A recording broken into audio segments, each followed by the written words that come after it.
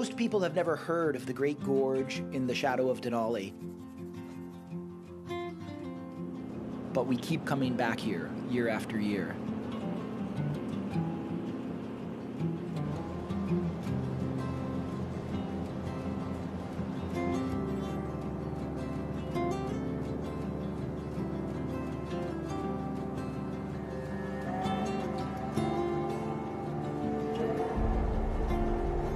In the lower 48, everything's really busy.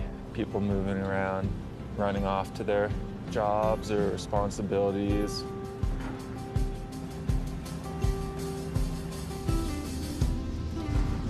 You're in a world that's white and black, sometimes golden rock, and that's about it.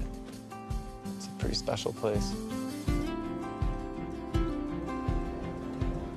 You know, usually you go somewhere and there's one, two truly inspiring world-class peaks, and this gorge is just full of them.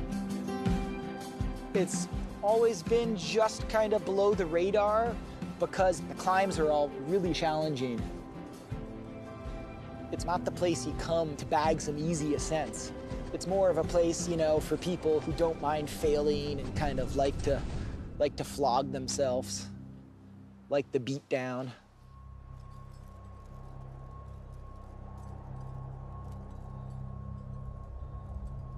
$14 in, and yeah, there's a lot of rock up there.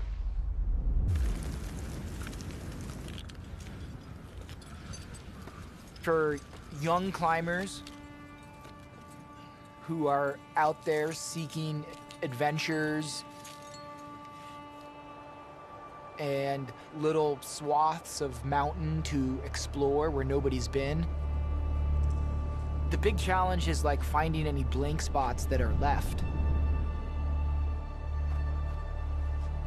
When you do discover a big climb that's never been done, it kind of feels like falling in love.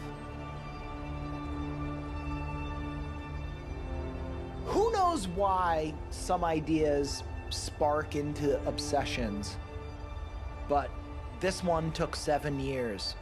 And it all started with a black and white photograph.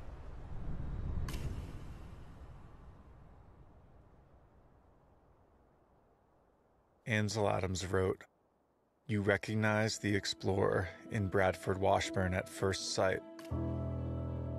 There's something about the eyes, the set of the chin. Not fierce, just determined. He doesn't immediately remind one of the vast bulk of Denali, but he has, in fact, conquered this extraordinary mountain 3 times. Not only Denali has commanded his eye and heart, the Grand Canyon, the great peaks of the western Yukon, and the Himalaya have all come under his acquiring attention and the well-directed eye of his camera."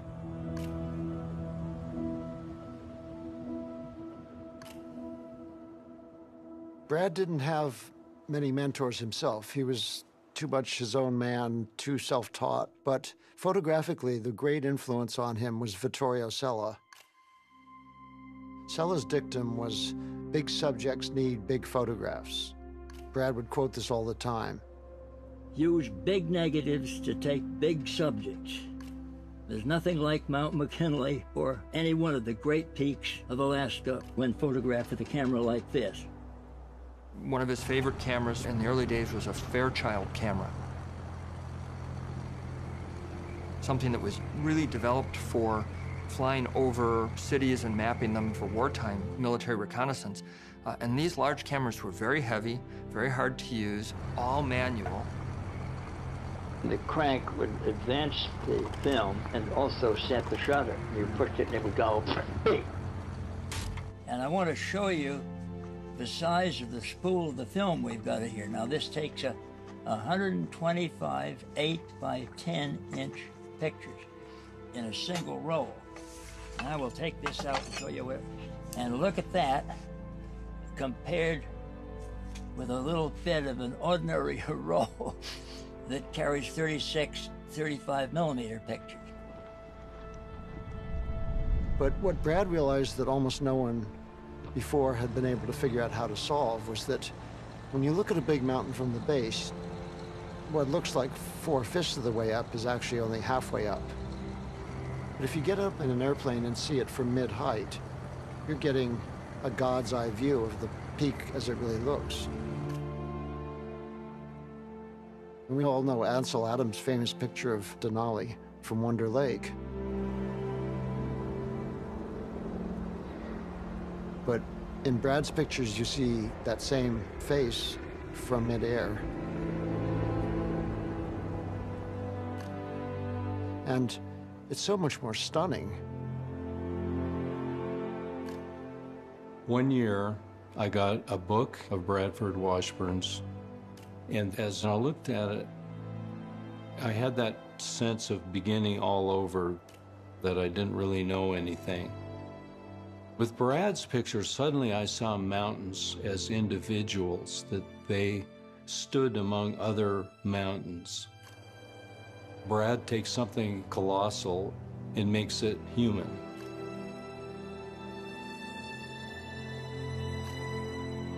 He's the greatest aerial mountain photographer of all time, bar none. I can talk to the pilot and say, get that left wing a little higher. No, pull back on your stick. And in that way, the pilot is framing the picture up to shoot me, rather than me trying to play around with the camera. When I can, I like to get a little figure in to give some idea of the magnitude of the scene.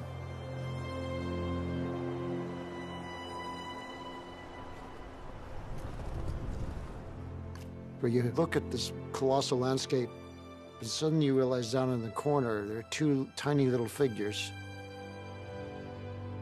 He knew that you couldn't really appreciate this large landscape until you had scale, or to sort of give people that just visceral feeling of being in the middle of this vast wilderness.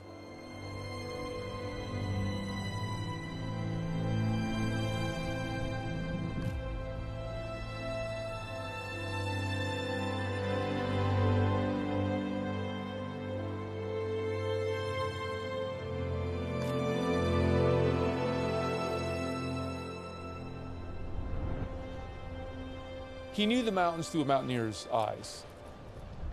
A person who wasn't a climber wouldn't photograph in the same way he did.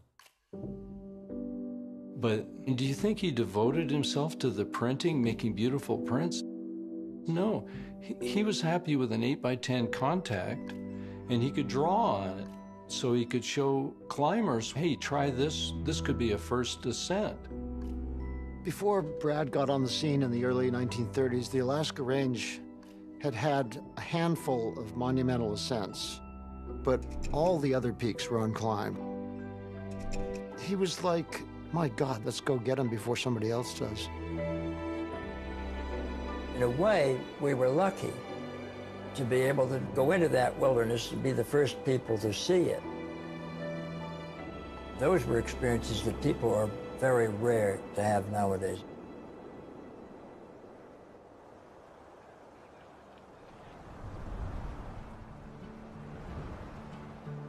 I was going up to Alaska every spring, working as a guide on Denali. And on days off in Talkeetna, I'd go down to the ranger station, where they have this great resource of old Brad Washburn photos. Just looking for inspiration, for something new to climb. And for some reason, I kept on circling back to the Moose's Tooth in some of his shots of the range. The Moose's Tooth is known as this iconic complex peak that's the centerpiece of the Great Gorge. It's less of a singular mountain and more like a jawbone of many interconnected spiky teeth. Most of the summits had been climbed, but nobody had tried to traverse all of them in a single go.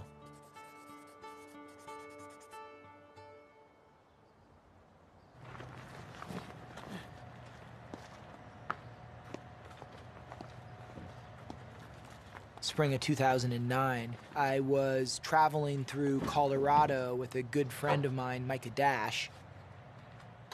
And Micah and I ended up in Boulder, crashing on the couch of his friends Renan and Zach. They were heading to Alaska that spring, to the Ruth Gorge, and one night after a few beers, I let my secret slip about the Tooth Traverse. It was certainly one of the most creative lines I'd ever seen. It's a type of climb where you're climbing on a skyline the entire time. It's like you're always on a summit. Later that spring, we all sort of went our separate ways. I went home to New Hampshire. Micah left on an expedition to China. Probably started snowing at midnight or so. And it's about 5 now. Just kind of hanging out in this pretty sick location.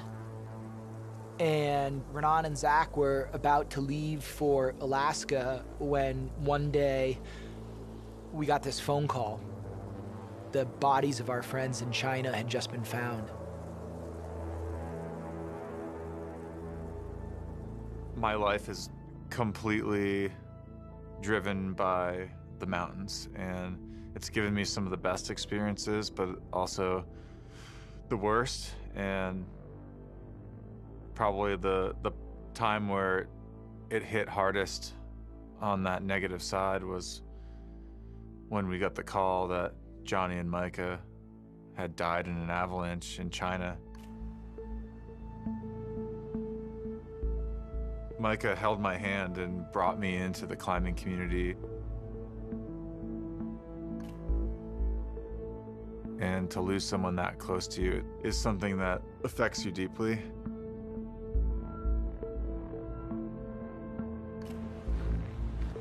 But in the face of that, Zach and I still decided to go to the Ruth Gorge. We left just a few days after the memorial ceremony and went into the mountains not knowing what we would do. It's super counterintuitive to have your best friends die and then head straight into the mountains and do something equally as dangerous. But after a certain amount of time, for us, it was just healthy to go to a space that was quiet and beautiful where we could process our own thoughts.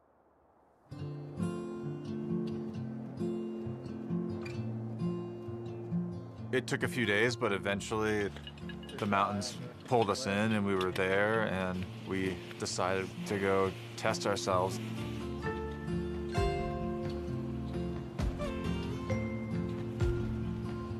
We look over at the Tooth Traverse, which our friend Freddie had told us about, and it became obvious that that was the objective. There was no planning. Our headspace was fucked. We pretty much just tried it on a whim.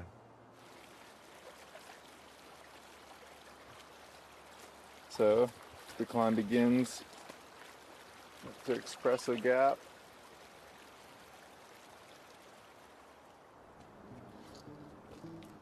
Nice job, dude. Pretty sweet. We were so unprepared that we were extremely light and the conditions were really, really warm, and that allowed us to make it really far, really fast. It's a pointy one. We were able to make it past the big cornice sections of the eye tooth very quickly. We made it all the way up until that unknown, unclimbed section between the missing tooth and the bear's tooth. Oh, so cold. We hit that section after we basically sat and shivered the night on a small ledge. It was a long night for a place that doesn't get dark. When we got up in the morning, it was clear that neither one of us was really feeling it. What's the deal with that guy? This guy right here is off of Micah's chess set. We spent a lot of time playing, and that chess set went to China and came back to us. If you look, it kind of looks like him.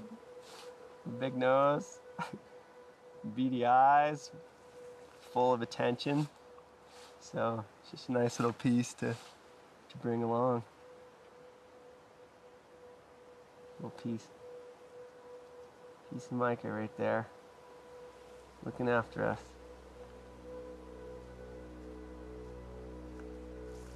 It's perfect, huh? I'm really glad we have it. Yeah.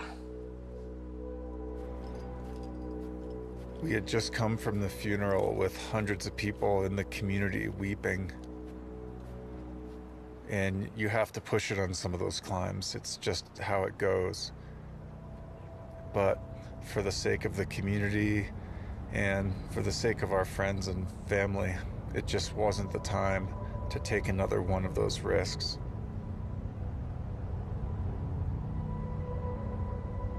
As soon as we got down, we knew we had to contact Freddie because he's the one who saw the line on Washburn's photo in the first place.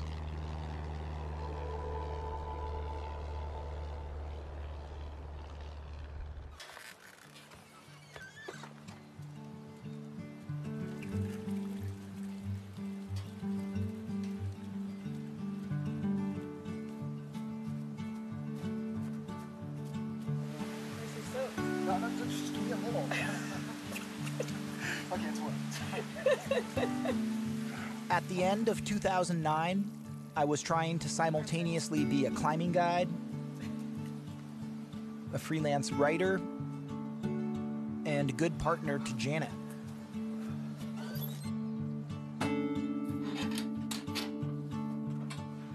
We were living in this small 12 by 12 cabin we built. We chose to live that way without a flushing toilet or a shower or even a closet.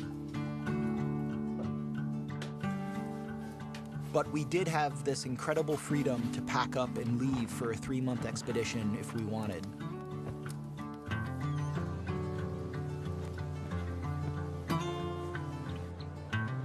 Then one day I got an email from Renan and Zach. And lo and behold, they had gone and tried the Tooth Traverse. I wasn't upset or wronged. Nobody owns these mountains. But I would have been disappointed if they had just walked up to the climb and done it. At the same time, it didn't surprise me at all that they had failed. The Tooth Traverse is a big, big route to piece together, and it has a lot of snow climbing and steep ridge traverses. And that sort of climbing suits my strengths. And so the more we talked about it, the more it was obvious we should just go up there the next spring and give it a try as a team of 3. At the time, I didn't know much about Brad Washburn beyond the photos. But the more I got psyched on the climb, the more I became fascinated by his story. And it began right here in the mountains of New Hampshire. For the first 10 years of my life, I had perfectly terrible hay fever. And I had a cousin who took me up to the top of Mount Washington in the summer of 1921, which got me immediately interested in climbing because every time I went on a trail up a mountain, there was no hay fever. He had a loving family that encouraged exploration of the mind and the physical exploration. They came from some wealth, so they had a summer home up in the White Mountains. You had a mother who gave to her young son a small little pocket camera where he self-learned how to take photographs. When he was in the White Mountains, he was making hand-drawn maps of Squam Lake. So you have this affinity for cartography. Years later, Alaska combined all of his talents with opportunities. My first trip to Alaska was 1930. We organized during my freshman year. We wanted to climb Mount Fairweather.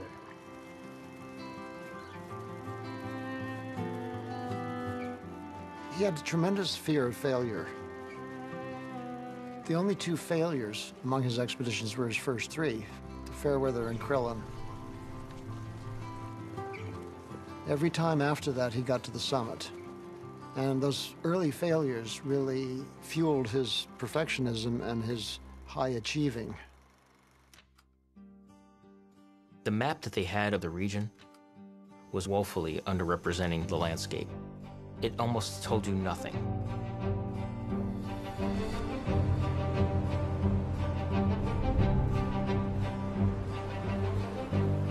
When I read the early accounts of exploration, all I can think about is a circus act without a net.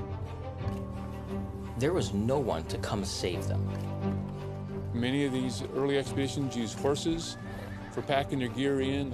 The bugs were just eating the men and horses alive. The rivers were cold, swift, full of glacier silt. From a geographic standpoint, Alaska was this unknown territory. But Brad's use of the airplane transformed it, because to be up in the air, it allowed him to take the photographs, but he'd also use those photos to create maps.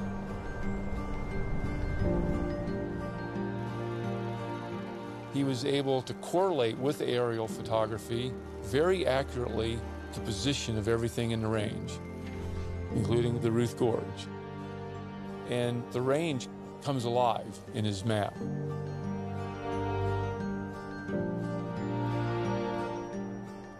When you think about exploration, it all comes down to logistics.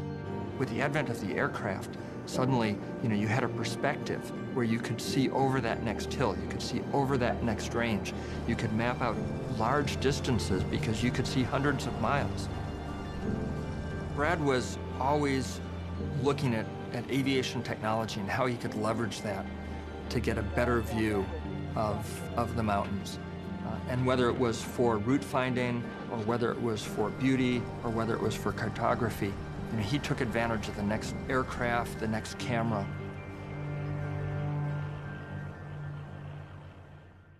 When was the first time you felt like a real connection with the device known as a camera? It was actually probably pretty late in my life that I first felt a connection to a camera. You can't say it like that.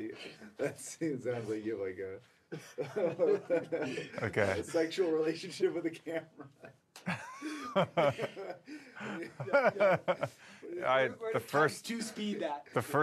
The first time I fondled a camera was probably in 2005.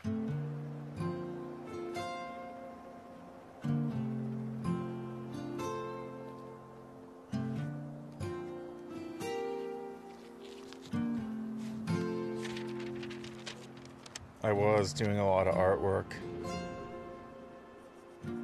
And then there came this point where I realized you could reach a lot more people shooting with cameras. Brad's photography taught me that you could use these tiny human elements to convey the scale of these massive landscapes.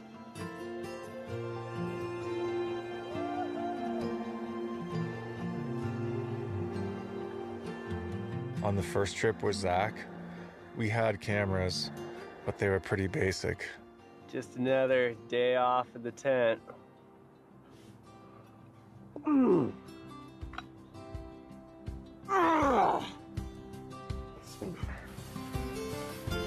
I think I shot 87% of the thing on fisheye adapter. I've since learned that it's not the most professional way to shoot, but at the time, it looked pretty cool to me, kind of like old school skate videos.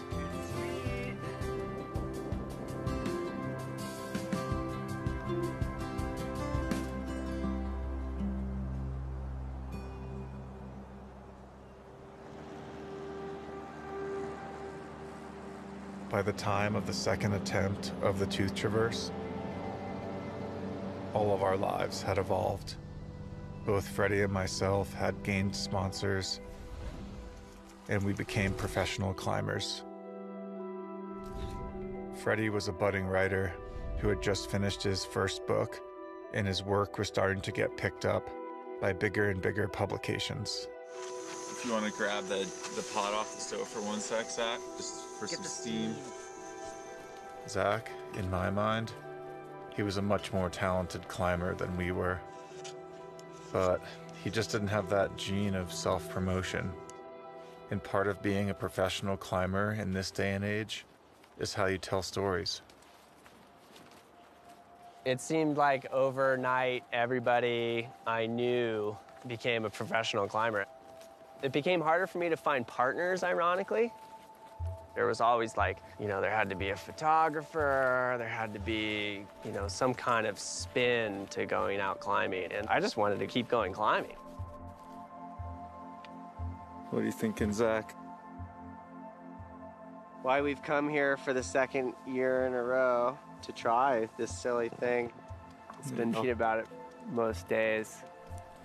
Can get a little obsessive like that. Looking at pictures way too long. Maybe we'll get lucky.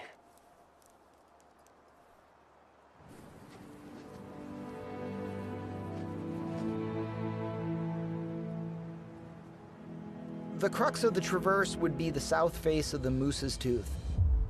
It's right in the middle of the traverse, and it's about a 2,000-foot big wall, and it had never been climbed before. We decided to go and do a recon and try that section as its own first ascent to see if the full traverse was even possible. People in town had said, oh, that's a lost cause. It's been tried. The rock just goes to shit, and it's hard to climb. So is the anchor a sign that someone's already tried this way and failed? But whoever they were, they weren't Zach Smith. We saw some fixed gear where people had bailed off of.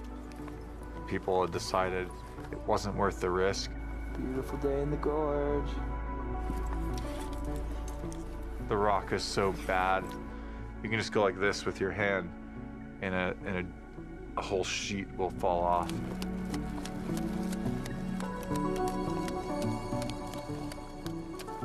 There's Zach. There's Renan. This lead will probably take a couple hours. See how Renan does with it. Rockfall. Woohoo!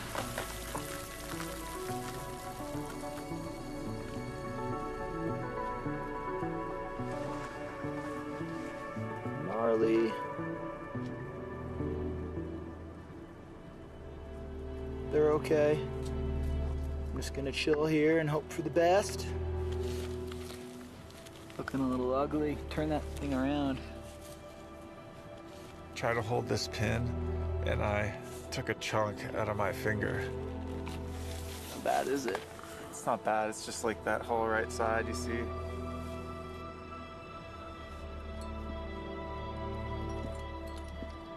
Take it to the top, Freddie.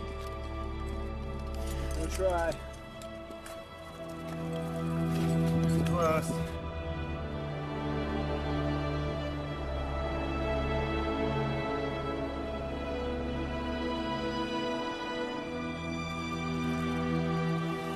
Is this it? This is it. We did it. We did it. Good day. Got a summit. It's always a good day when you get to the top. Not a bad first rope up. Sick! She goes. She goes. I know. The big mystery is solved. The mystery is solved. When we got to the top of the Moose's Tooth and figured out that section, we had the confidence that the entire traverse was possible. Get the boys. Climbed south face of the Moose's Tooth a couple days ago, and we're gonna go try the traverse tomorrow. Weather's just been splitter, so we're pretty psyched.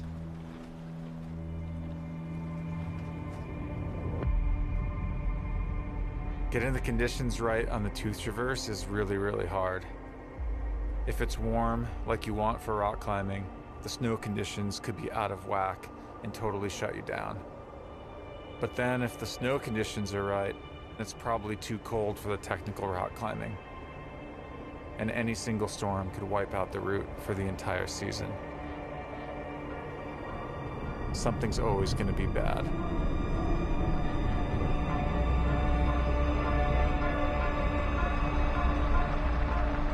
Funky weather. Kind of lingering slowly. It is just fucking warm. Warm temps. It was splittered 2 hours ago. Pressure's dropped as well. We'll probably have a restless night of sleep and wake up at 2 and see what the conditions are and make a good decision.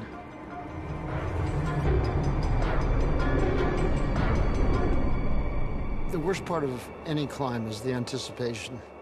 Every time you go up, you know that you're committing to a life or death situation. So there's no way of avoiding that kind of psychological stress.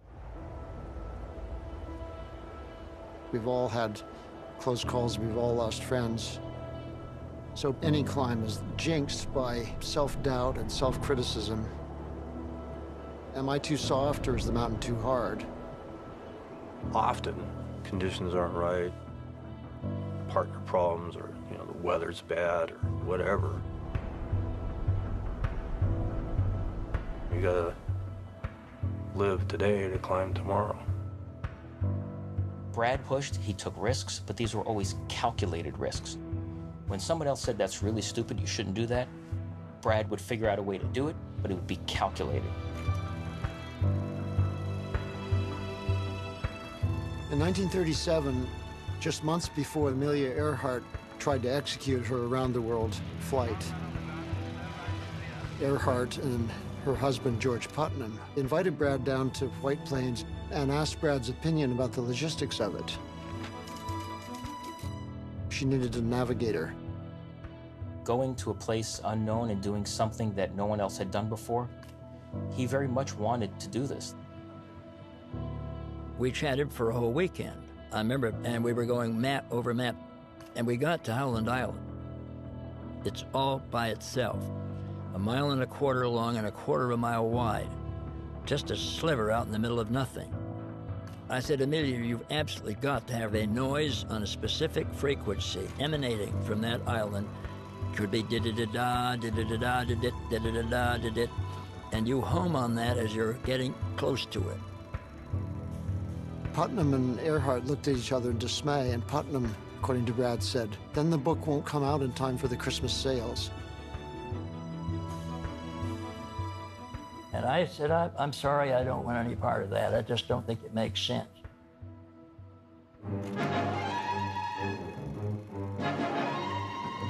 Amelia Earhart and her navigator, Fred Noonan, have come to grief in their perilous round-the-world flight.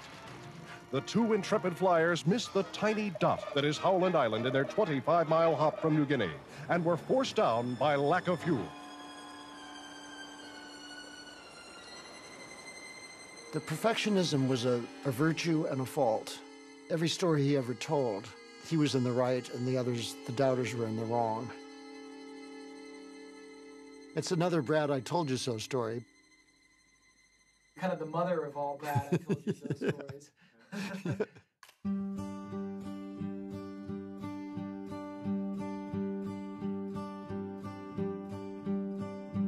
In 1937, Brad wanted to fly into the Walsh Glacier to climb Mount Lucania, the highest unclimbed peak in North America. Lucania was a very tempting morsel to take. Walter Wood had made a serious attempt on it the preceding year.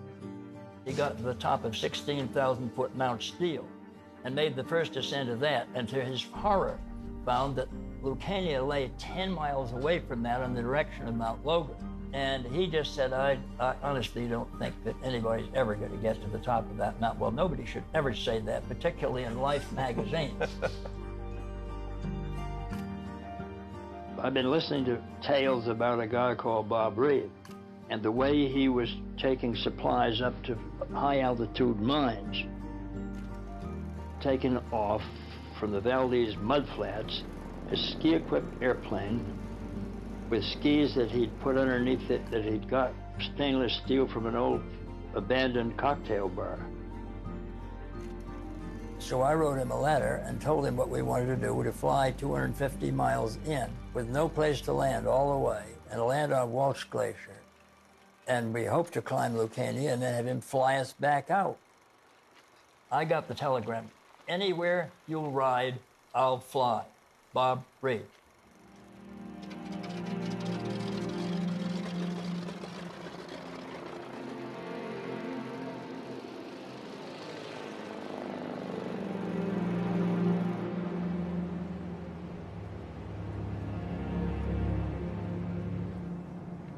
The flying back then, I mean, every time you went out, you didn't know whether you were even going to make it back. I mean, you might have to walk, 2 or 3 weeks to make it back, because planes, I mean, they just weren't as reliable back then. It was a serious endeavor. If we'd cracked up there, the chances are 50-50 that they never even have found the airplane. We landed at 8,500 feet in the spot and exactly as planned, but it decelerated very, very fast. I jumped out the door when it stopped and went to my waist in slush. None of us expected that at that altitude in Alaska, even in mid-June, it would be slush. There was no way he could take that airplane off. We couldn't even taxi it up to camp and left it sitting like that for the night. We wondered whether we would ever get it out of there.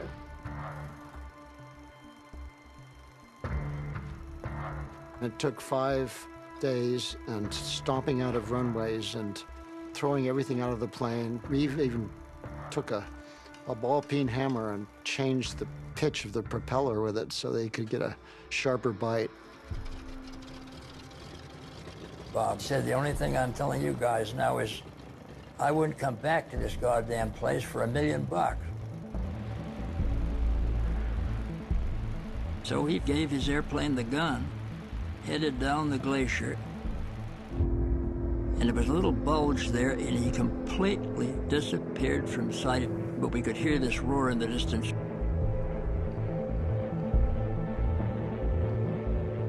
Finally, this little mosquito appeared in the air, heading back to Valdez, 250 miles away, and we felt like a long way off ourselves. And he barely wobbled into the air as he took off, leaving Brad and Bob Bates to their own devices. No hope of picking them up later. Reeve never even flew back to check on the guys.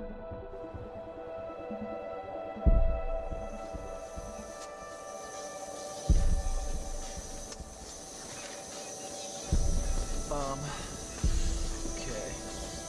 Eggs. Actually, and there's bacon right under the eggs. What do you want first? Seems pretty cold, huh? Yeah. And it seems like we probably have at least 1,000 feet of gain to Espresso Gap. So hopefully 1,500 feet above us, it'll be a good hard freeze. Oh yeah, this is as good as we're gonna get. The first peak, step 1, is the Sugar Tooth. It's a long, convoluted rock climb with small snow sections in between. Keep your helmets on and your heads down on this one.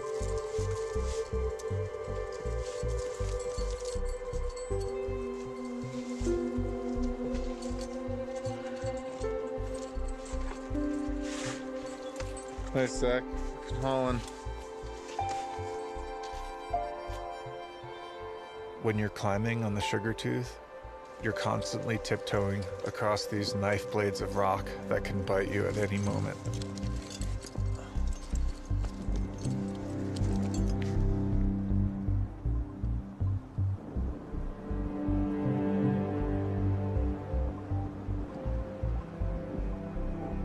As the day got warmer and the conditions steadily got worse, we were forced to choose between slogging up deep, wet snow slopes or engaging in this really ticky-tacky rock climbing up and around steep towers with sharp edges.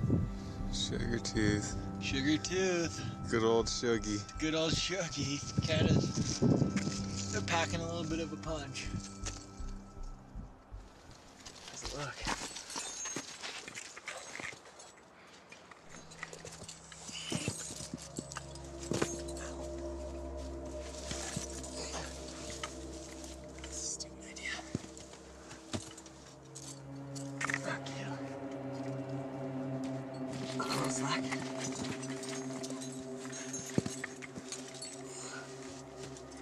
Good finger lock, a little higher.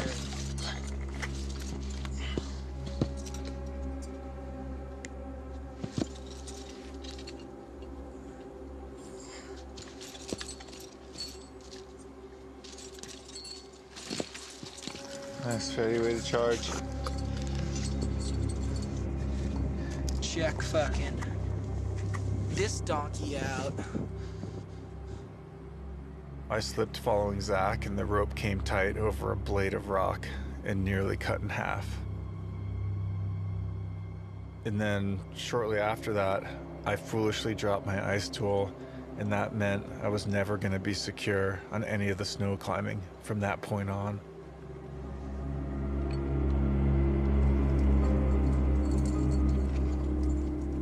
It's like this mountain is going to kill you because it's just going to beat your equipment down to the point where it fails.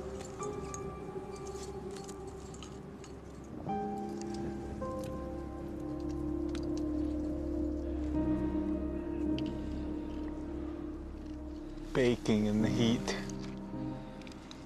Instead of easily scampering across the top of the snow, we kept punching through to our waists, expending tons of energy way too early in the climb.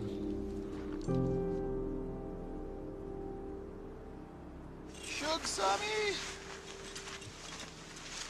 We're at the summit of the Sugar Tooth. Psyched about that, but definitely a humbling day. First day en route, and we just slogged really hard, so I gotta talk to Renan and Zach and see what they want to do. I think I kind of want to like pitch the tent and crawl in the man sack and just try to reboot tomorrow morning. but we'll see. It's beautiful out. That was like the main pitch that I was worried about. Yeah. Man one in the configuration, tucked.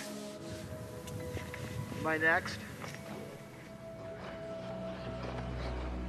Today was ass beater. We're crashing out early, getting some good rest after the 16-hour push from base camp through the horrendous snow conditions and wet rock. So we're gonna get up early and get the second tooth in the morning, hopefully. Continue on from there.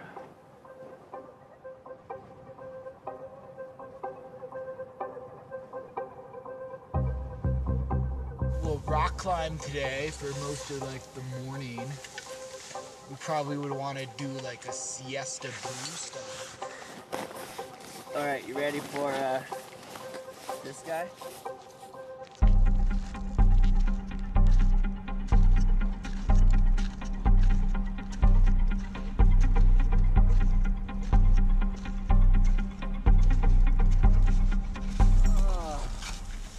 It was so good for a while. When we woke up on that second day, there was a lot of questions that needed to be answered in terms of if it was going to be safe enough and if it was a responsible decision to move on. It looks like about 20 meters of down climbing. Does that sound good? Yeah. Sure.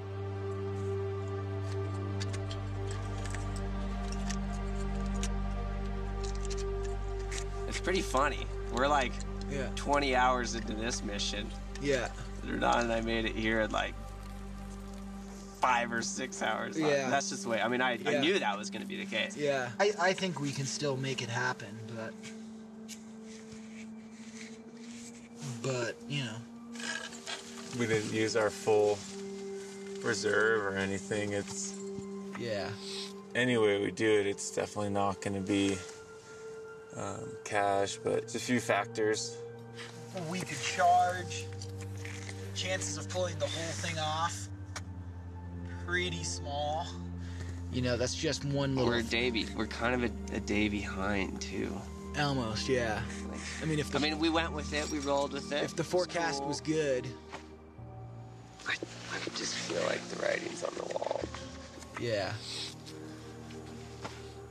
It's not cut and dry to call it like it usually is. That's the smart thing to do. Yeah. Earlier on in our careers, we might have gone kamikaze on it, but the more you get out and you do these things or lose friends to the mountains, the more careful you are and the better decisions you make. So this is the way to play it safe, possibly have another go at it.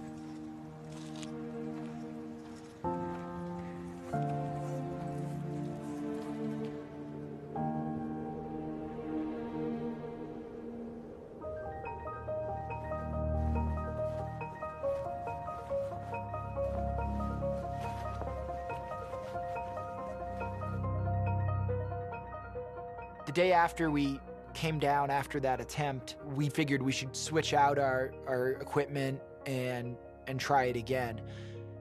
But then when we were down in base camp, the temperatures remained unseasonably warm. Here comes one. And it just was raining down wet avalanches and rockfall all over the lower gorge. 3, 2, 1.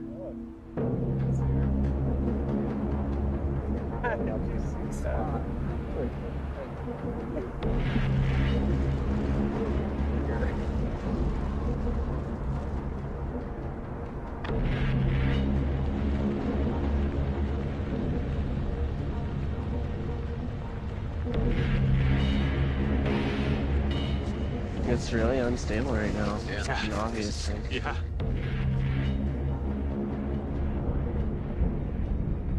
The party next to us went to try a gully climb, and I got a really bad feeling about it.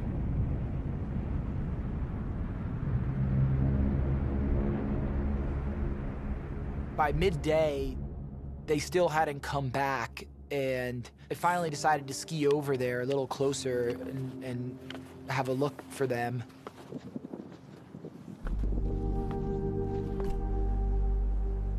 We found their bodies buried in avalanche debris at the bottom of the gully.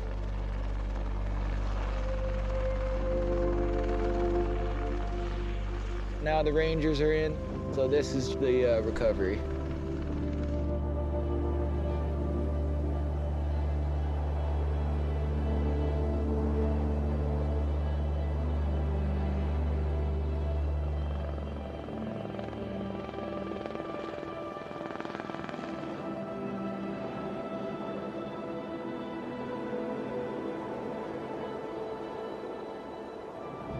I think it's important to point out that there is something that happens to both the brilliant climbers and the bum ones, and that's tough luck. I've never believed in what I call Russian roulette climbing, which is going into a place where you have constant danger over which you have no control at all. I think one of the reasons that we're still here and chatting with you today is the fact we refused to take that kind of chance.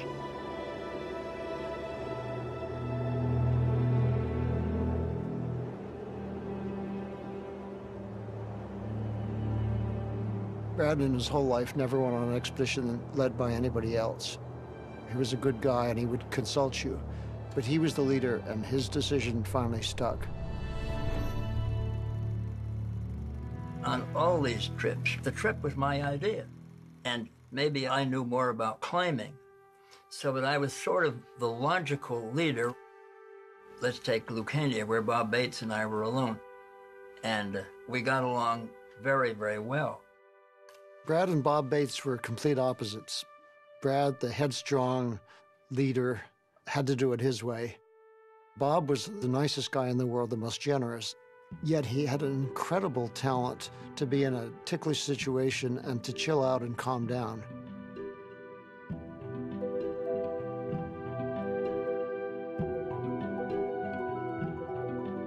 They had all the gear, all the food and supplies, and they decided rather than just hightailing it out, that they would go ahead and climb Mount Lucania. We could have walked out two ways. 200-odd miles back into Alaska, or if we remembered that Walter Wood, who said Lucania was impossible to climb, had said so from the top of Mount Steele.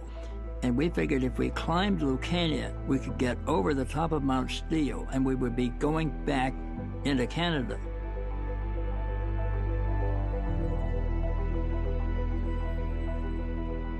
They'd pioneer a new style, which I call fast and light. Once they committed to going over Lucanian steel, they stripped down radically. They cut the floor out of their tent. They threw away one sleeping bag and slept head to toe, the two of them in a single bag. And they threw out a lot of food.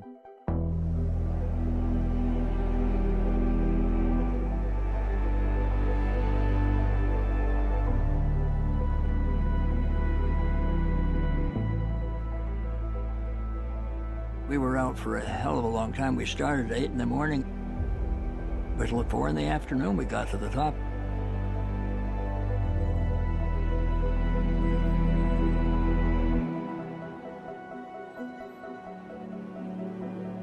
$19,000-foot Mount Logan in one direction, all the way down the coast to St. Elias. The view was absolutely magnificent. That was the first ascent of Mount Lucania. They were so sanguine that Brad took what I argue is the finest summit photo yet taken in the far north. It's just a stunning portrait of both exhaustion and jubilation. But the biggest problem we had on that trip was not climbing Mount Lucania. We figured that anything that Walter Wood could get up, we could get down. And he told us exactly where we would find a huge cache of food on the other side. So we walked down to a long descent. We went from 14,000 feet to 16,000 feet to get to the top of Steele, and then from 16,000 feet all the way down to the head of the Wolf Creek Glacier at 5,000 feet, all in one day. It was an endless day. And the next day we walked all the way down to the cache of food. The bears had been in the cache and there was not one single thing left. The bears had chewed every single can. It was 19 miles from that cache to the Donjek River.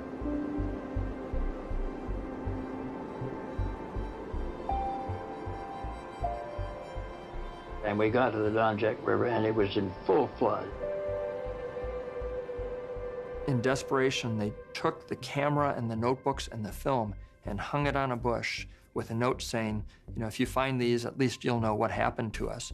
Basically sort of recognizing that their chance of survival was getting pretty slim, perhaps none. We had 2 duffel bags with all our clothing and everything in them. And we tied them up really tight. And we jumped into the river and we went in as deep as we could on foot. When we lost our footing, we used them like life preservers and we swam to the other shore.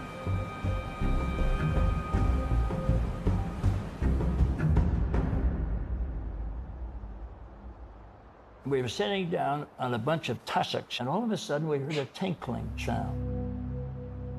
I began to wonder if I was hearing the bells of heaven or something. And then all of a sudden, 100 yards away, we saw a man and then another man.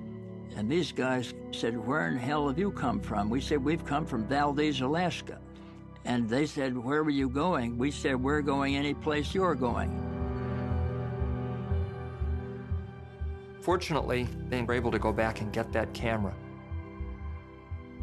But I think that Mount Lucania expedition is one of the most incredible stories of drive and survival.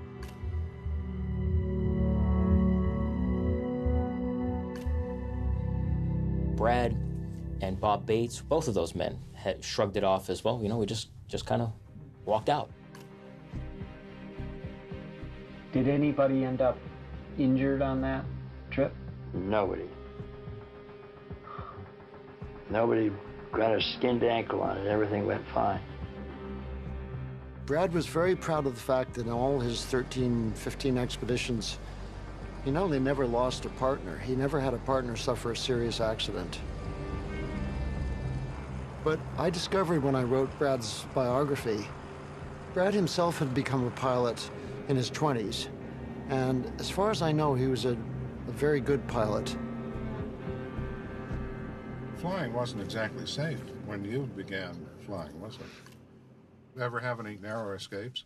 Well, I had one way back in 1938. In 1938, he'd been in Seattle on Lake Union and had taken out a float plane. The wife of a climbing buddy of his and another woman, just to do a routine sightseeing trip. Perfect day in Seattle.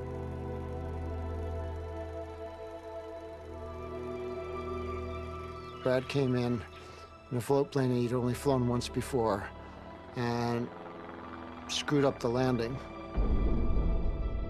The plane sank. Brad and the guy punched out the windshield and swam to safety and then dived back in to try to rescue the two women.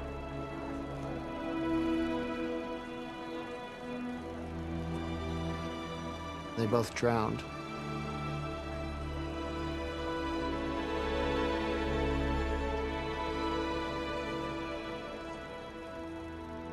He never talked about this. I only learned about this from extensive research into newspaper clippings.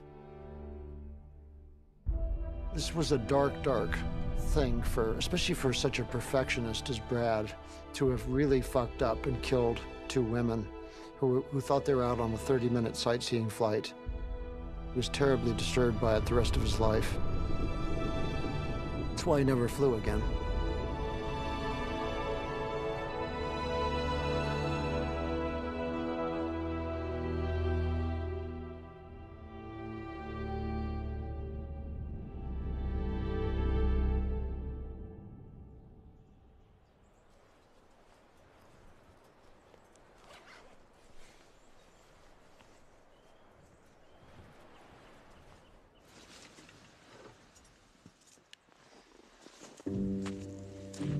Just 2 months before we were supposed to head back to Alaska, Zach and I were in Colorado, spending most of our time climbing and training together. This climb means a lot to me. I really, really want it bad. I've never put this much time and energy into one climb before. I've never tried to climb this complicated, and I made a lot of sacrifices to try something like this.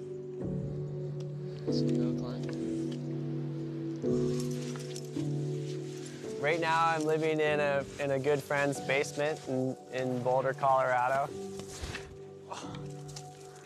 And I'm recently single after an 8-year relationship.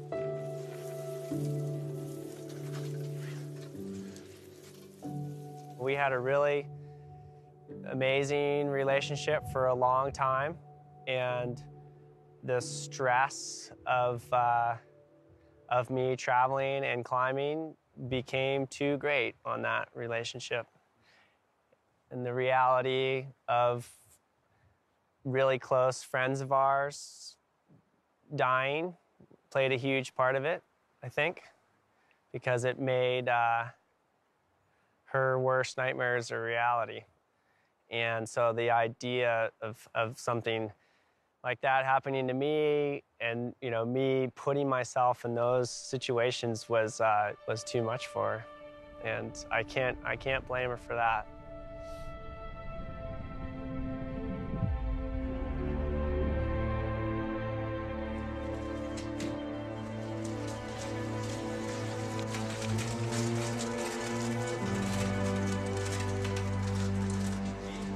I want you to squeeze my fingers, okay? Good. 2 months before we were due to leave for Alaska for another attempt on the Moose's Tooth, Renan was filming some professional skiers in the Tetons. Open your mouth for me, make sure you have any broken teeth. Good. Catches an edge, tumbles down the mountain over a cliff band, and lands on his head.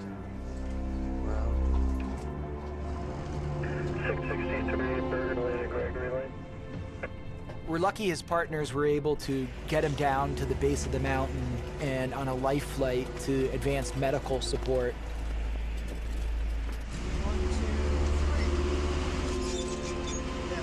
The way I first heard about it was an hysterical phone call from Renan's girlfriend that was like, basically Renan's dead or is, gonna be a quadriplegic for the rest of his life.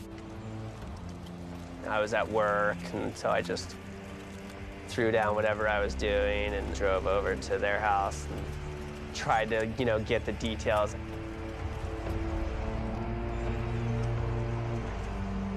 He had a depressed skull fracture, broken 2 vertebrae, and severed one of the 2 vertebral arteries that supply blood flow to the brain. Yep, I got it. Couple bumps.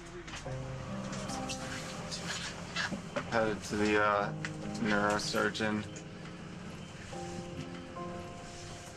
Realized that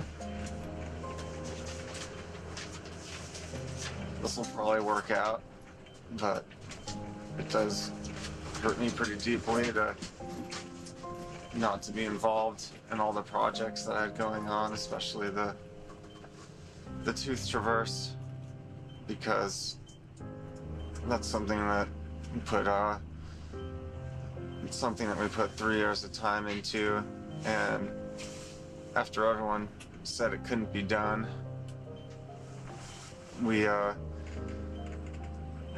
solved a few of the major problems and showed that it was possible last year, and right now that was the one thing that I really wanted, so it's tough.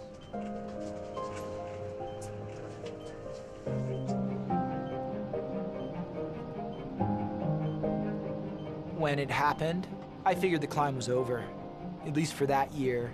I mean, the question was, were we going to go without him?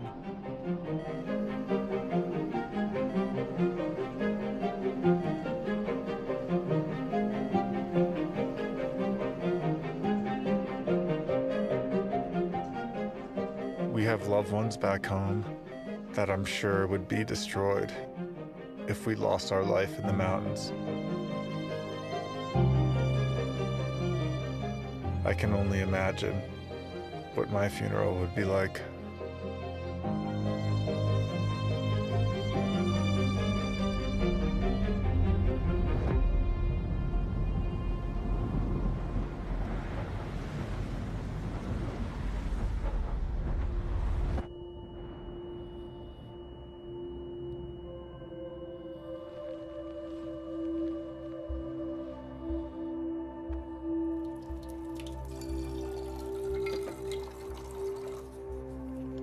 About 5 months later.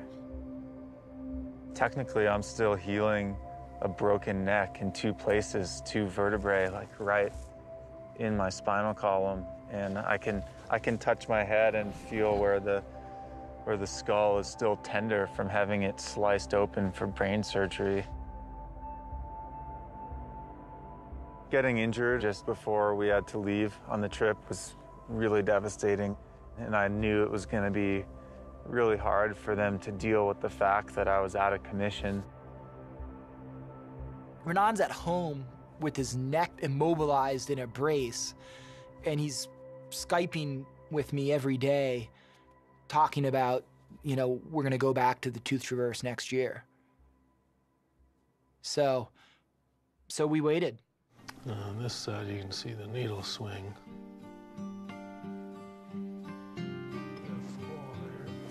Oh boy, we gotta get down lower. I've worked really hard to recover as fast as I have.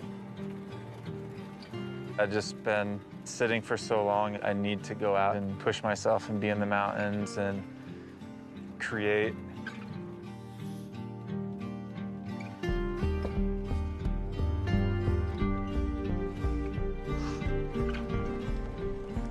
As a professional climber, I had these competing priorities.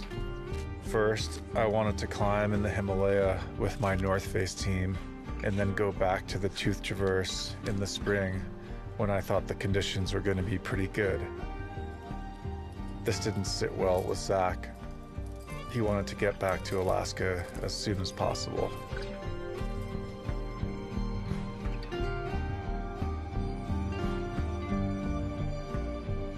Renan has made an incredible recovery. And by some kind of miracle, the guy was going to be able to climb. You know, I said, let's go try this thing again, you know, like we've talked about going in the fall before. Why not? But he made another choice, which is great. You know, like his other project is super rad, and I'm sure they'll succeed.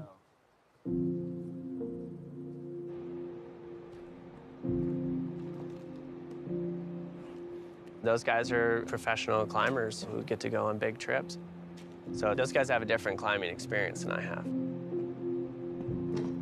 My last alpine climbing trip was a 2-month trip. It's the longest expedition I've ever been on down in Argentina.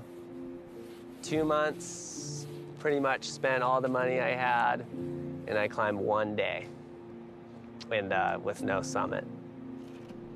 So that was a bit hard, you know, to sacrifice the time and energy and money that I put towards it. It is a big thing to me.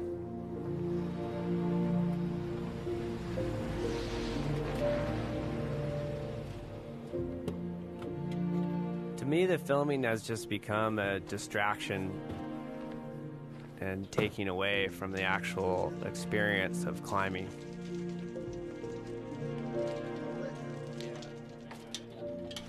I'm just at this tipping point where the mountains are taking more than they're giving. Hanging Christmas lights, being an elf for a living. Yeah. Pretty crazy. It's a weird way to make a living, but it works. So I made the decision to bow out of the climb. We created this monster, and I just hope they finish the fucking thing, even if I can't be there. I just want it done.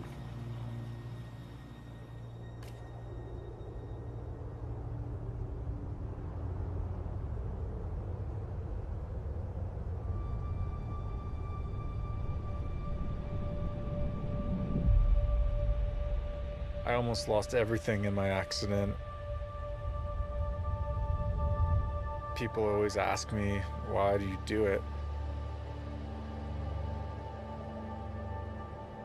I just wanted to use the chance that I was given to show that there's this joyous side of climbing.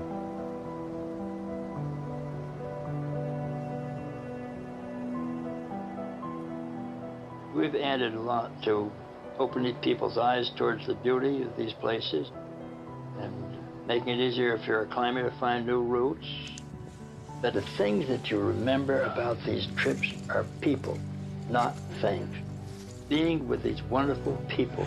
Yeah, we got us a shark fin.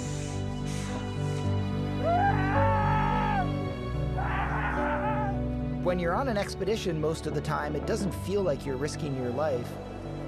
It feels like you're on this incredible journey to explore the landscape. Hello, beautiful wife.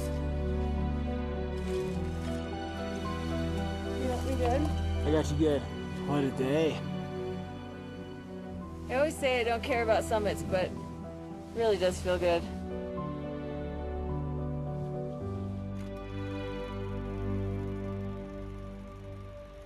I'm going to tell you the most important thing in my whole life. Barbara. It's the best step I ever took from the day I was born until this afternoon. Brad never talked about mountain climbing when we got engaged. But when we were first married, I found myself on my way to Mount Bertha in southeastern Alaska. Well, why did you think Barbara was up for this? I mean, most people would Well, not just have... because I think Barbara's terrific, and she still is. I don't think he had any idea whether I was up to it or not. He just wanted me to go. That was the first time Barbara had ever done anything of this sort, and she marched right up and did it without the slightest difficulty.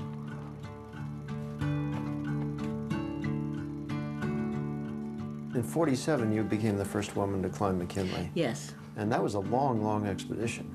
Yes, 3 months. 3 months. 3 months, because we were making a map, making a movie.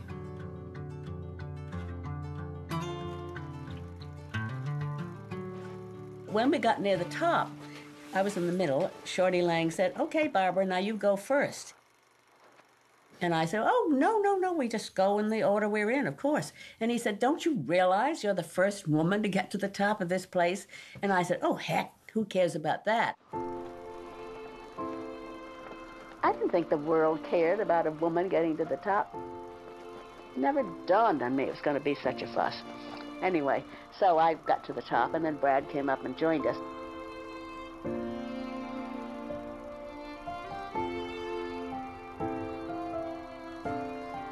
It's been wonderful for me over the years to have a wonderful partner like Barbara all the way through this stuff.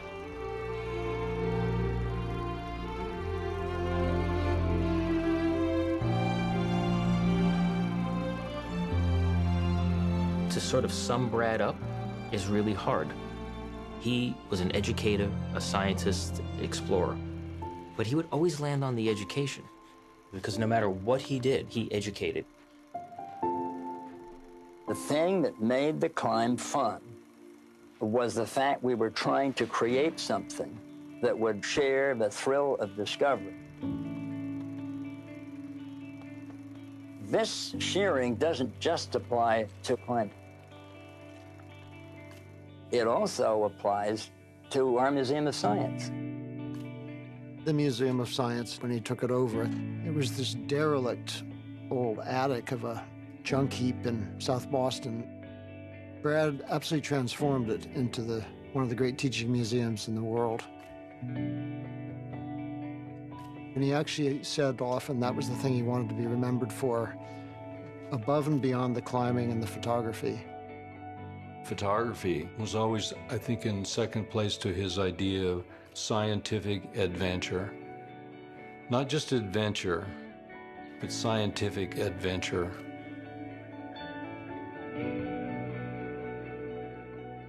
There are parallels amongst scientific exploration and human exploration. All of it comes down to our drive to want to know or want to see new places.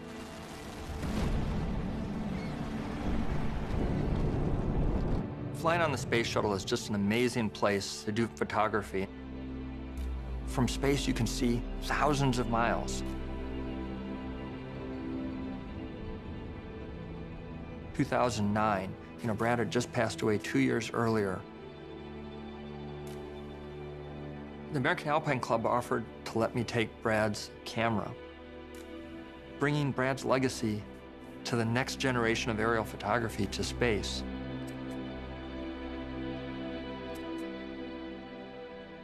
Truly incredible. because that's the camera that he took on his Mount Lucania expedition. I had quite a number of climbs sort of in my hip pocket that I began parceling out one by one.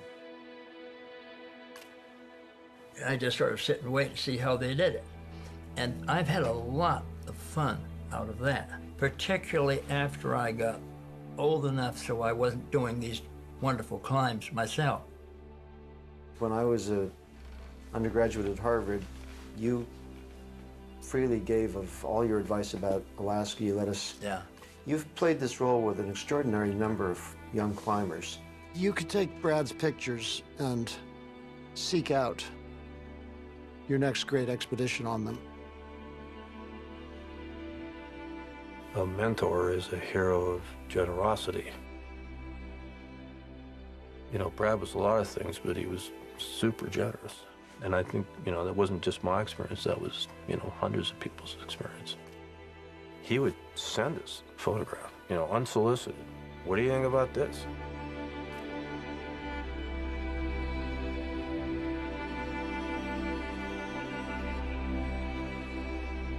I think his photography will last a really long time, but to us climbers, I think what matters is not that he did the hardest climbs ever, it's that he climbed remote, arduous, exhausting peaks.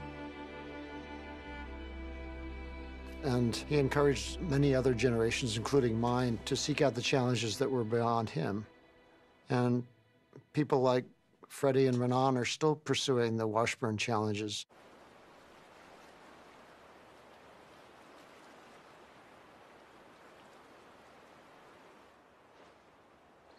How did you describe the snow conditions, man? In the gorge, we got probably a foot. Uh-huh. And at the mountain house, it looked like there was at least 2.5. Yeah, yeah. Yeah, a foot in the last couple days, and then we had a storm before that too. They had a couple. It's thigh deep to nipple deep snow wallowing. Yeah, unconsolidated wallowing. Yeah, every single aspect I've been on has been pretty miserable snow conditions. Yeah. Cool. They had just had the biggest snowstorm of the year the week before we arrived. The mountains were covered in 6 feet of new snow, and everyone we met in Talkeetna warned us that it was a really bad time. We'd waited for 2 years for another crack at the traverse, but it wasn't even about the climb anymore. We wanted to do something in the true spirit of Brad, to come back with something to share. Okay, it's the 14th, 3 o'clock, and we're launching. And we're launching, we get to do it, we finally get to fly. It's good to be part of something that has a lot of pieces that you have to connect together. There are certain climbers, like they have a plutonium rod, you know, just burning inside of them. It's not just going up and getting something done. They're tying their whole life into the whole climb.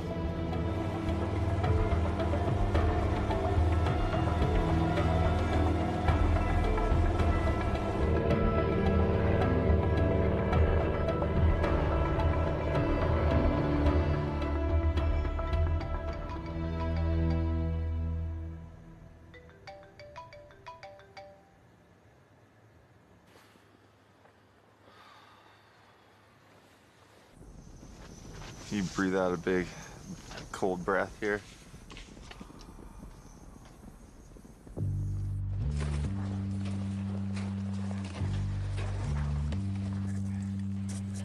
The rumors were correct, and the conditions were very snowy, and the going was slow.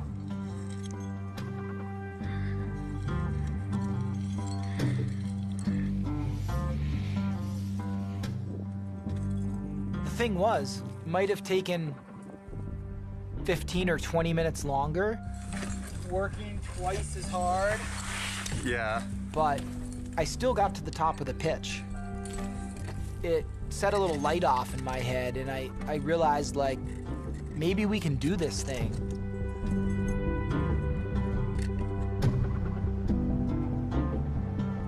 We took it one pitch at a time, and We went back to our old bivvy from 2010 at the top of the Sugar Tooth. We're at our bivvy overlooking Denali, and we climbed for about 12 hours today, and even though it's still blazing sun out, I'm gonna try to get some rest. That's the update. What's going on over there, Freddie? Digging for buried treasures. We found a bag of snacks left from the attempt 2 years ago. Not exactly a street legal maneuver, but this buys us another 2 days of climbing, which we may need.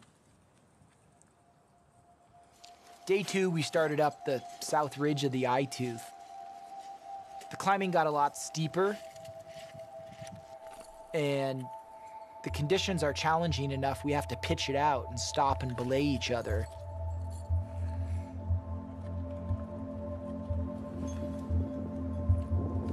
It takes us all day to get to the summit of the Eye Tooth. Day 3, there was a segment of unclimbed ridge connecting the Eye Tooth to the Bear's Tooth. This is steep Alaskan corniced ridge climbing. Huge waves that are 200 feet tall. These waves of snow. And you don't want to climb on the top of the wave because the wave could collapse. And we've had friends die not knowing where the point is on the wave where you can actually be. You're tiptoeing on the backside of the wave for what seems like a mile.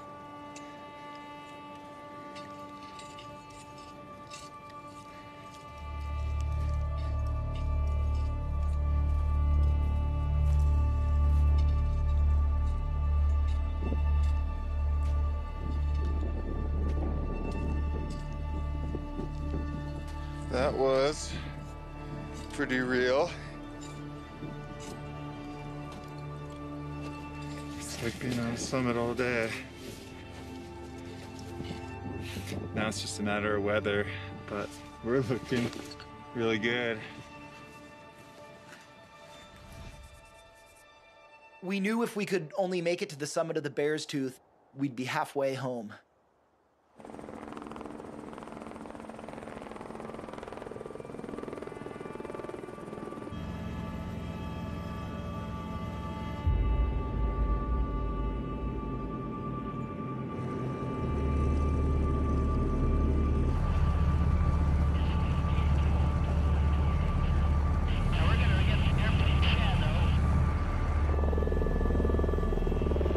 I think first you see us on the ridgeline,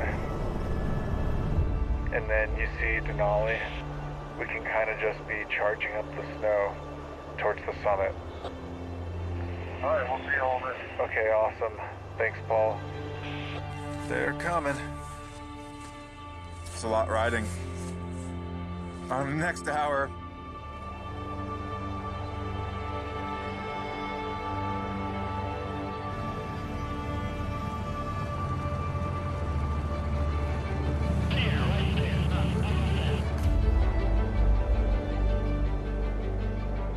Up the long, delirious, burning blue, I've topped the windswept heights with easy grace, where never lark or even eagle flew. And while with silent lifting mind, I've trod the high, untrespassed sanctity of space, put out my hand and touched the face of God.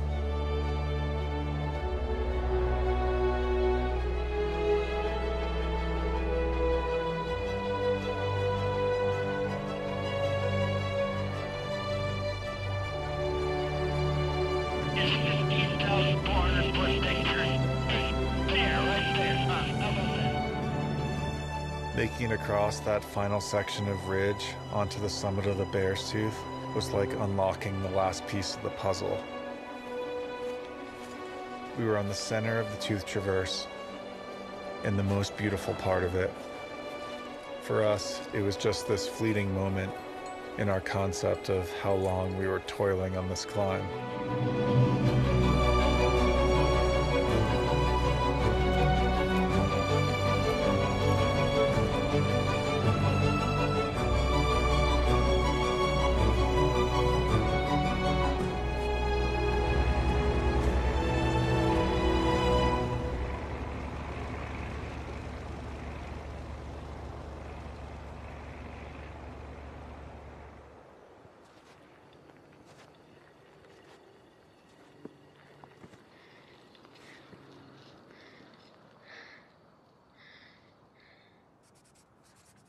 We figured when we reached the south face of the Moose's Tooth, we'd be on Easy Street, because we had already climbed that section. Nice, Renan. Without Zach there, those pitches felt way harder than we remembered.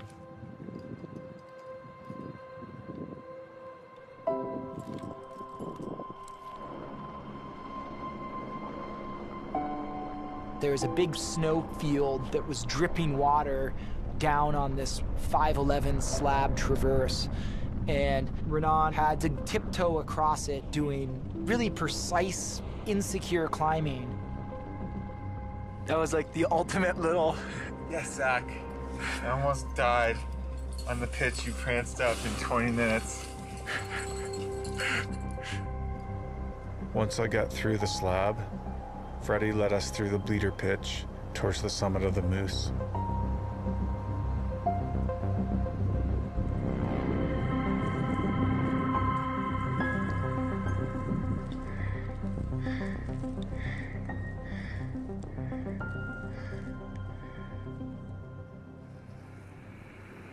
Denali looks cool.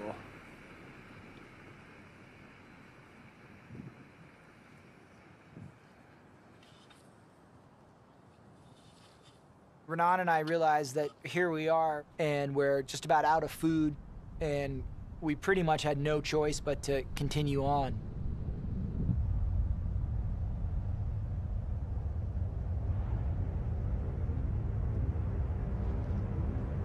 It took us all night to get across the summit ridge of the Moose's Tooth. Been going for almost 24 hours.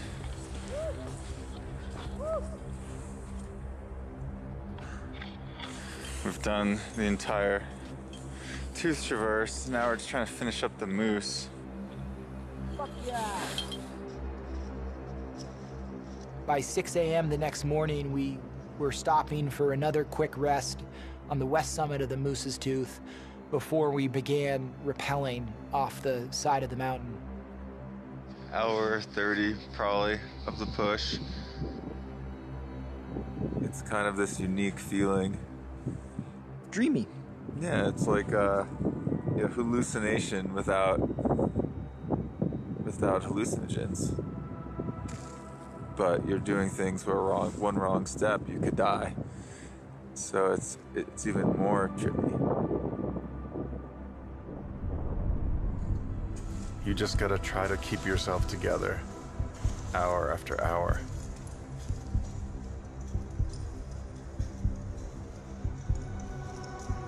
And we probably have 6 hours to go.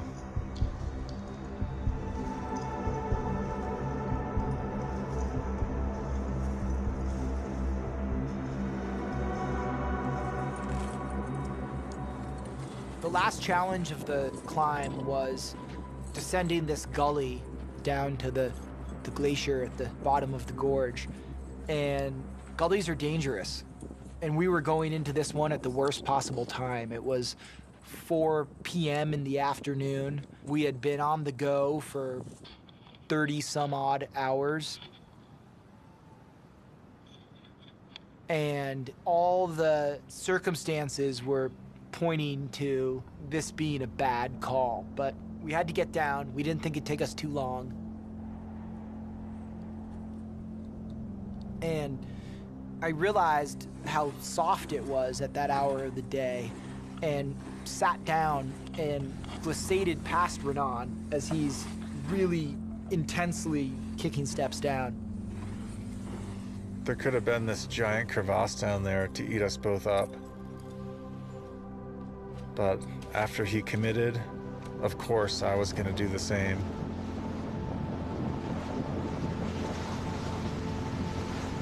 And we were just sliding like little kids.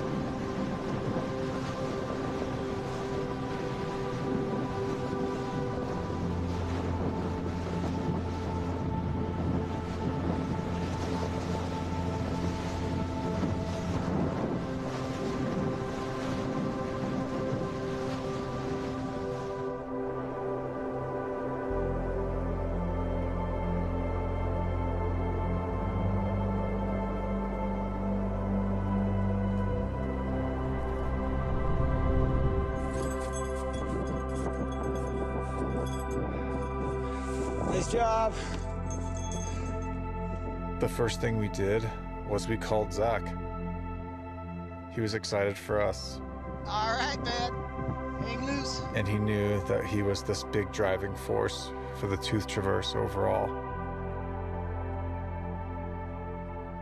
The thing I'll remember more than any other detail of the climb was how it felt when we returned to base camp. We just hung out in the tent, listening to music, the door wide open, looking out on the skyline we had just walked across.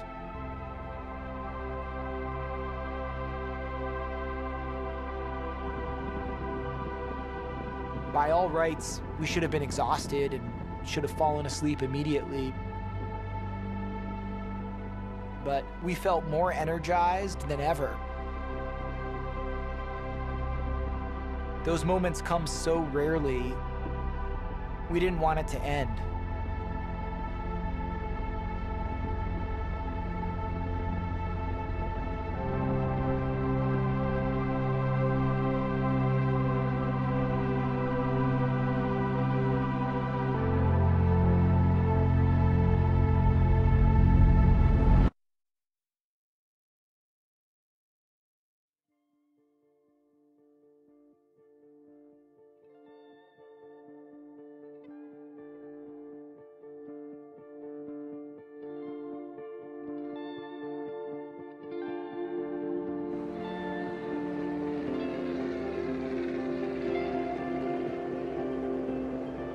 Brad's favorite quotations, which are touchstones for him. One is from Aristotle. Quote, "The search for truth is in one way hard, and in another easy. For it is evident that no one of us can ever master it fully or miss it wholly.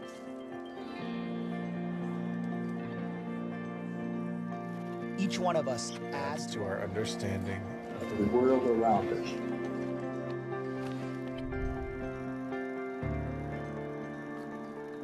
And from all the facts assembled arises a certain grandeur.